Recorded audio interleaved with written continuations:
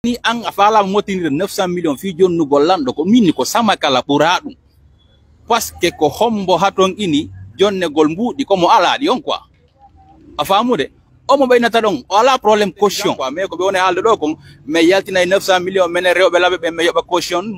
vraiment ko mise en scène mo organise aki noon quoi ko muslim esborab samakala molanaɗo parce que si tawi woni ko laɓe ɗo wonɗa ɗa yiida ɗo difficulté ji buy ɓe wonduɗa ɓe ko wona e wurude tawata iɗa jogii feere yaltingol 900 millions fi yoɓangol caution lanɗo mo weelaka mo ala probléme on 900 millions parce que mo jogii ɓuri ɗi an innaɗa faala yaltinde ɗum fi kanko yo présente candidature makko min minnayi ko samakala famude ko samakala ɓe jokki ɗon on 900 millions hande no wawi ñawdude ɗo hon nawnuɓe buy wonɓe laɓe ɗo no wawi régilde ɗo probléme perde famille ji buy rewɓe à la retraite no wawi régilde ɗo probléme laawi buy e consort tu vois donc ɗum ɗo wasi minni ko samakala ɓe jokki kono noon neɗɗo si a jonnama hunde fiya maɗɗo ka hunduko feƴƴi ka reedu il faut waɗa résultat ko ɗum woni ñamugol ngenari moƴƴa par ce que si tawi woni an ko goɗɗo wonma wiide waɗu ɗum ɗo après résultat ngo ɗum ɗo andi ko ma waɗa ko faala nande ko on 900 millions ɗon bon ko samakala wi birdi kamɓe hoore maɓɓe est ce que ɓe mari ko ɓe ñamata o d'abord est ce que ka maɓɓe no woni est ce qu'il vit tranquillement c'est une question a famude mais pour manipuler l'opinion pour dire que oui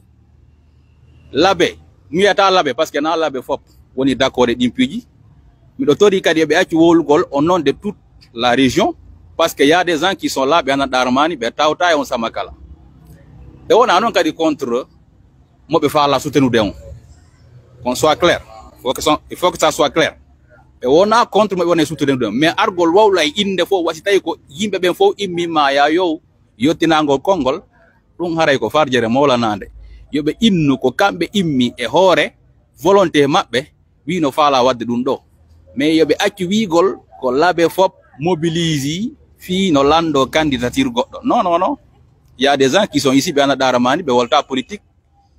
hiɓe gollude ɓe basaki e état ɓe basaki e waɗangol marma e politicien jo fi wurugol ils ont leur propre entreprise a faami ɓe soutenude famille ji maɓɓe ɗi tranquillement goɗɗo ala ɓe nande donc ils n'ont qu'à respecter ces gens là parce que ɓen ko ɓe laɓe nder ga ma ɗum ko ɓe Fouta Diallo ɓe tawata ɓen ɓe haton gina fi ɗin piiji yoɓe wowlu e inde maɓɓe personnel ɓe sala wowlugol e inde jama laɓe fop ma ɗum inde fulɓe Fouta fop ma ɗum toute une région ɗum ko manque de respect total non voilà si tawi woni an a falama motinir 900 millions fi jonnugol lanɗo ko minni ko samakala ɓura ɗum parce que ko hombo haton ini jonnegol mbuɗi komo alaɗi on quoi a famude omo ɓeynata ɗon o ala probléme caution yoɓugol caution fi présentagol élection o ala ɗum parce que jonni ɗo yimɓe ɓuri 900 millions mi yiɗo mo jonni ɗo goɗɗo 1 milliard pour un projet e likamono imbuɗi on to yiɗi naga président ƴiwri 1 milliard et 900 millions on ɓuri ɗuɗde ha 1 milliard ka donc andi on o mara probléme 900 millions ko ɗum minni samɓe si ɓe mari 900 millions ɗiɓe yaltina ɓe jonna lanɗo yoɓe waɗa ɗum e c'est à dire e besoin ji goo no gasa yimɓe no jooɗi taw ko maɓɓe ɗon wurere huɓɓali balɗe tati woɓɓe no waldi ordonnance ji ɓe wata sodude ɗin ordonnance ji quoi parce que ray no ɓe sattira piiji buyno ɗo kamɓe noon ɓe ɓura mandude ɗum mais komi haala ma kon famude ko plan de communication mo ɓe ƴetti mais on communication ɗon ko communication kanuɗo quoi a famude ɓurta e tun ɓanginde wondema hay mise en scène ji ɗi ɓe faala wadde ɗin ɗi organisaki bete neɗɗo sa gollira e jam fa awa gollir waɗu ɗum d'une manière intelligent quoi mais ko ɓe woni haalde ɗo kon mais yaltinay 900 millions menen rewɓe laɓe ɓe mi yoɓa caution vraiment ko mise en scène mo organisaki noon quoi tu vois min komin to sukaɓe yoɓe yaltu e affaire de politique bambugol ɗo politicien jo inna kaari wi yomen inno laɓe faami ma ɗum gordo garda yoɓe yaltu e ɗum parce que ɓe yimɓe fof ko fenandeɓe a faami politique no wawa otowal c'est à dire panugal quoi a faami si a puusi ngal ha ngal huɓɓi ɓe ngal accudema ɗo ya ko noon politicien jo windori quoi ɓe ala jikke C'est des gens qui sont là juste pour leurs intérêts. Ɓe non ɓe innama non si ɓe falama goɗɗum ɓe laaday kaka sadi yeso ma ko aɓe jicca koppi hara ɓe wulla ɓe promette ma piiji jeenayi sappo ko ɓe promette ma quoi.